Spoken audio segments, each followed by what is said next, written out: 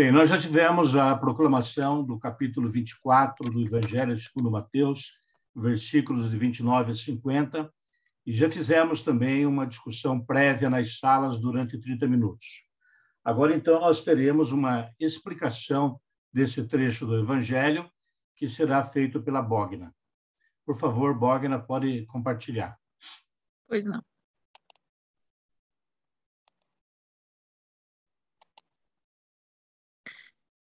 Então, nós vamos agora comentar um pouco sobre ainda o capítulo 24, mais os versículos 29 a 51.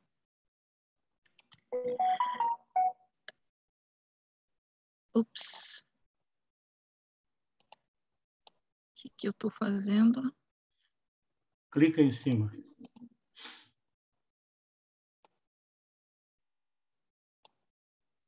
Ué? Ok. Vai em frente. Avança Não um está slide. querendo ir. Não está querendo ir. Agora. Então, existe um...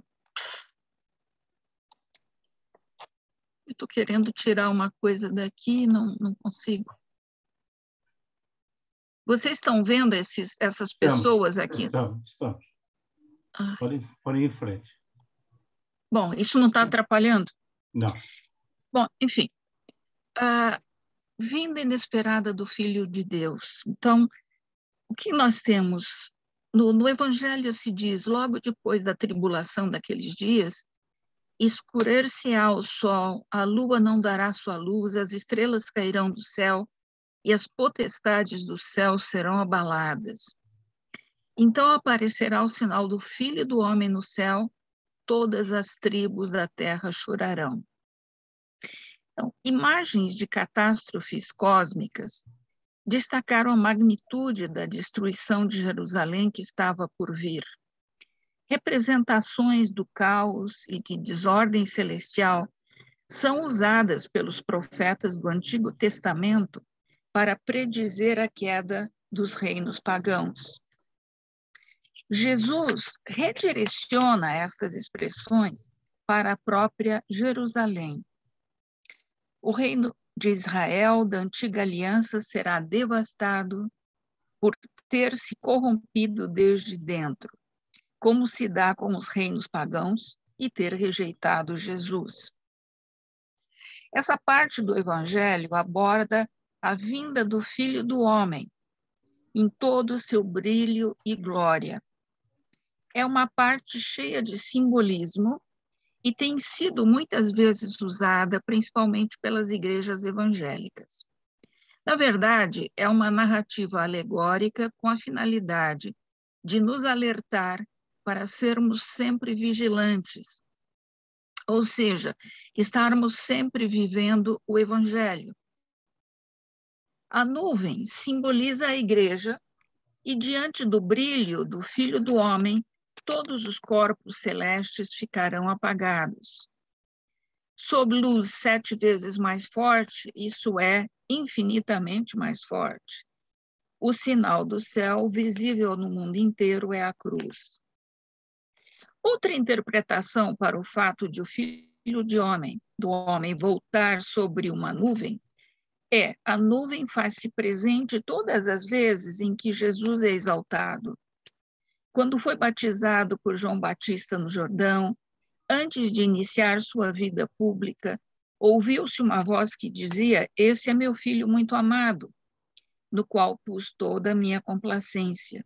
Ouviu, e surgiu por entre as nuvens uma pomba. A nuvem também se faz presente quando, diante de Pedro, Tiago e João, Jesus se transfigura e conversa com Moisés e Elias.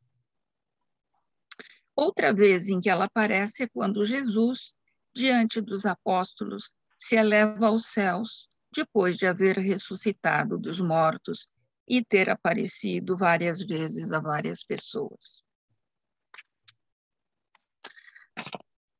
Outra explicação para a nuvem é a igreja, depositária de todo o ensinamento de Cristo. Jesus virá ao mundo por ela. Daniel, numa visão, prediz a vinda de um filho de homem por entre as nuvens do céu e sua apresentação diante de Deus. A ele é dado glória, reino e poder eterno sobre todas as nações. Essa visão de Daniel ganha forma histórica com a ressurreição de Cristo e sua ascensão ao Pai. A vitória de Jesus sobre seus inimigos será visivelmente manifestada no julgamento de Jerusalém e no fim da antiga aliança. Ele enviará seus anjos que tocarão bem alto a trombeta e que reunirão os eleitos dele desde os 4 cantos da terra, de um extremo do céu até o outro. Comentando isso, então, a vinda de Cristo será anunciada pelo som de trombetas, segundo o Evangelho. Elas serão tocadas nos quartéis para a alvorada, ou são tocadas, né, trombetas. Eram também usadas pelos exércitos, os opressores do povo judeu, anunciando que estavam chegando. Na vinda de Cristo, que poderá ser interpretada como a chegada da morte, serão separados os fiéis e os infiéis, os bons e os maus. No Evangelho, ele separará os que, mesmo depois dele haver pregado o Evangelho, teimarem em seguir a lei de Moisés e dos profetas, e os que seguirem o Evangelho. Ninguém sabe nem o dia, nem a hora. E quando o Evangelho diz, nem o Filho do Homem sabe, na verdade, ele não quis revelar a hora exata em que voltaria para não apavorar os discípulos. A menção aos 4 cantos da terra se refere às 4 direções da bússola, ou seja, os 4 pontos cardeais. Na verdade, em toda a história do mundo, já tivemos várias mini-chegadas do Filho do Homem. O dilúvio da região da Mesopotâmia, para o qual Noé já havia se preparado construindo a arca, e na qual ele pôs todos os seres vivos que estavam ao seu redor. A destruição do Templo de Jerusalém no ano 70 depois de Cristo, que provocou a diáspora dos judeus, a peste negra na Idade Média, a invasão dos turcos no sul da Europa, provocando a destruição de aldeias, igrejas e povos. Também a Primeira Guerra Mundial, o Holocausto, a morte dos ucranianos pela fome na época de Stalin, o Holodomor, a Segunda Guerra Mundial, a epidemia da Covid, os desastres ecológicos. E se continuar, a guerra da Ucrânia, que pode virar uma terceira guerra mundial. Seguindo no Evangelho, se fala da parousia. A parousia é um termo em grego que significa literalmente presença, mas pode se traduzir por aparência ou visita. Esta palavra é usada por 4 vezes em Mateus 24 e por mais 20 vezes ao longo de todo o Novo Testamento. É usada algumas vezes na literatura grega para descrever a visita de um rei ou de um grande oficial a uma cidade que ele já conquistou. Nesse sentido, pressupõe-se um período de ausência do rei até que ele finalmente retorne. Na Bíblia, essa palavra é usada de forma similar para denotar a chegada de pessoas importantes. Mais que isso, ela é usada também para se referir à volta de Jesus Cristo, que irá julgar seus inimigos e resgatar seus discípulos. Nesse sentido, a palavra pode tanto se referir à visita de Cristo em 70 depois de Cristo, por ocasião da destruição de Jerusalém, quanto ao segundo advento de Jesus ao final dos tempos, como o supremo juiz dos vivos e dos mortos, conforme Atos 1, versículo 11, e 2 Timóteo 4, e o versículo 1. Bem, ainda então na parousia. Então, ele tem um trecho que diz: compreender isto por ser uma comparação tirada da figueira. Quando os seus ramos estão tenros e as folhas brotam, sabeis que está perto o estio. Assim também, quando virdes tudo isto, sabei que o Filho do Homem está perto, está às portas. E, na verdade, vos digo que não passará essa geração sem que se cumpram todas as coisas. O céu e a terra passarão, mas minhas palavras não passarão. Em relação a esse trecho, diz Orígenes: assim como a figueira, na temporada do inverno, tem a virtude vital escondida em si mesma, e depois, quando a mesma virtude vital começa a manifestar-se, passado o inverno, por sua boa saúde, seus ramos se fazem tenros e produzem folhas. Também o mundo, e cada um dos que se salvam antes do advento de Cristo, tem a virtude vital escondida em si, como no inverno. Mas pela inspiração de Cristo, os ramos tornam-se tenros e não de coração duro. E o que estava oculto neles se manifesta nas folhas e mostram evidentes frutos. Para estes está próximo o estio, ou seja, o verão, e o advento da glória do Verbo de Deus. Já Santo Agostinho complementa: ou por figueira entende tu a linhagem humana, por causa do prurido da carne.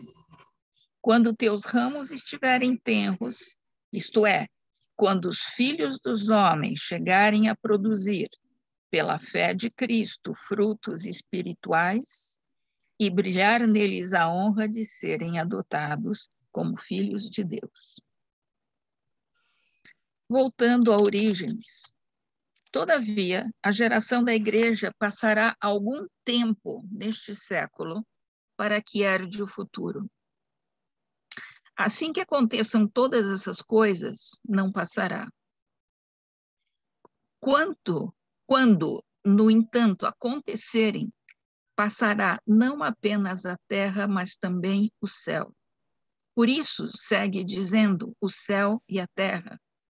Isto é, não somente os homens cuja vida é terrena, e por isso mesmo são chamados de terra, mas também aqueles cuja morada está nos céus, e, portanto, são chamados de céu, e passarão em direção às coisas vindouras para que alcancem outras melhores. Mas as palavras pronunciadas pelo Salvador não passarão, porque, sendo suas próprias palavras, produzem seu efeito e sempre produzirão. Mas os homens perfeitos e os que não recebem o necessário para tornarem-se melhores, passando pelo que são, tornar-se-ão o que não são, mas as minhas palavras não passarão. E talvez tenham passado as palavras de Moisés e dos profetas, porque as coisas não eram profetizadas por aqueles, já se cumpriram. Mas as palavras de Cristo são sempre abundantes e se cumprem todos os dias. E até aqui cumpriram-se nos santos. Ou, melhor dizendo, talvez não devamos afirmar que as palavras de Moisés e dos profetas se cumpriram inteiramente, porque, em sentido próprio, talvez estas são palavras do Filho de Deus, que sempre se cumprem. A frase, o céu e a terra passarão, esta é uma previsão grave. E não apenas no sentido retórico hipotético, de contraste. Jesus está profetizando o fim da ordem da antiga aliança, isto é, da antiga criação que esperava uma renovação em Cristo. Assim como a era do Antigo Testamento foi substituída pela do Novo Testamento através das palavras poderosas de Cristo, também a era do Novo Testamento dará lugar à vida eterna quando a história humana acabar.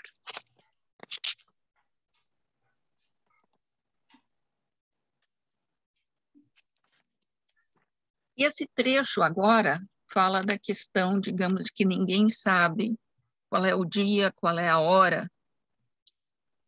Menciona Noé, o dilúvio, e que faziam as pessoas nessa época. Então, alguns códigos latinos dizem que só o Pai sabe qual será o dia e a hora da vinda de Cristo. Mas há outros que claramente mencionam que o Filho não ignora a data da consumação. Jesus respondeu aos apóstolos: não lhes cabe saber os tempos e os momentos que o Pai reservou ao seu poder. Com isso, dá a entender que ele o sabe, mas não é proveitoso que seja conhecido pelos apóstolos, para que, estando incertos da vinda do juiz, vivam de tal maneira todos os dias, como se tivessem que ser julgados no mesmo dia. Se dá a entender que virá repentinamente e de surpresa, quando muitos estiverem se divertindo. E não é que se condenem aqui os matrimônios e os alimentos, pois nos primeiros estão estabelecidos os direitos de sucessão e nos segundos os de conservação da natureza. O que se repreende é seu uso imoderado. O dia do Senhor surpreenderá 2 homens no campo, a saber, os povos fiéis e infiéis neste mundo, apanhados em flagrante no trabalho desta vida pelo dia do Senhor. Serão, contudo, separados, um deixado e o outro tomado, através do que se dá a conhecer a separação dos fiéis e infiéis. Porque, ao agravar-se a ira de Deus, os santos serão ocultados no armazém, mas os pérfidos serão deixados para o combustível do fogo do céu. O mesmo vale para as mulheres que morrem. Uma será tomada e outra será deixada. Aqui já entramos no alerta da necessidade de vigiar. Vigiar porque não sabemos o dia e a hora em que virá o Senhor. Então, disse Santo Agostinho, não disse vigiai tão só aqueles aos quais então falava e que ouviam-no, mas também aos que viveram depois daqueles anos, e a nós mesmos, e aos que viverão depois de nós, até o seu último advento, porque isso concerne a todos, de certo modo. Então, há de chegar aquele dia para cada um, quando tiver chegado o dia de sair do mundo, da maneira como deverá ser julgado, e por isso todo cristão deve vigiar, para que a vinda do Senhor não o encontre despreparado. Pois nesse dia encontrará despreparado todo aquele que no último dia de sua vida não estiver preparado. Com isso, parece confundir aqueles que não põem tanto cuidado em guardar sua alma, quanto em guardar riquezas que esperam um ladrão.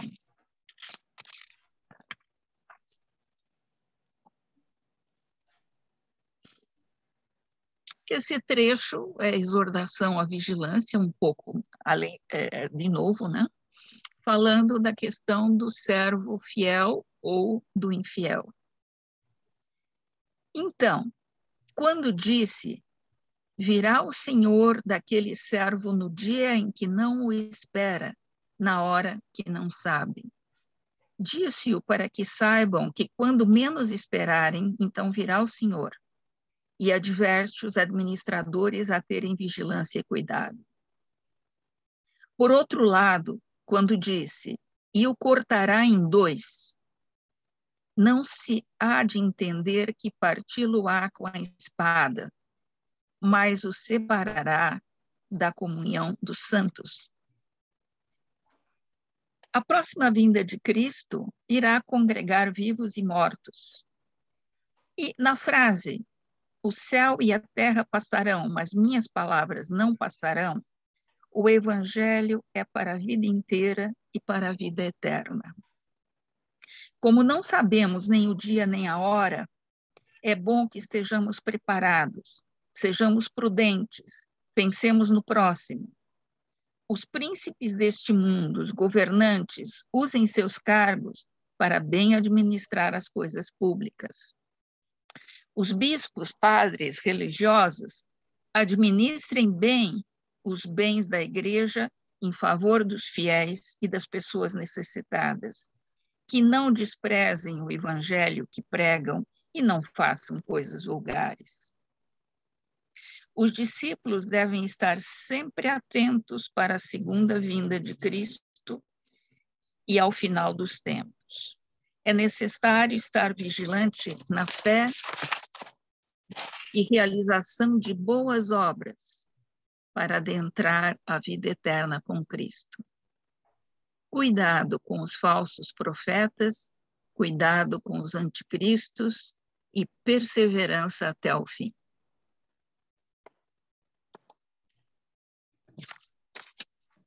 E eu falei para vocês, em nome do Pai, do Filho e do Espírito Santo. Amém. Amém. Amém.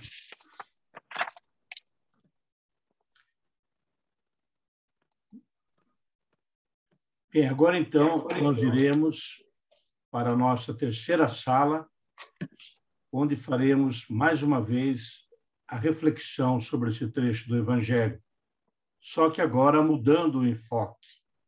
Não vamos mais analisar o texto, mas trazer o texto para as nossas vidas, né? O que esse texto significa para a minha vida? O que o Senhor fala para mim a partir desse texto?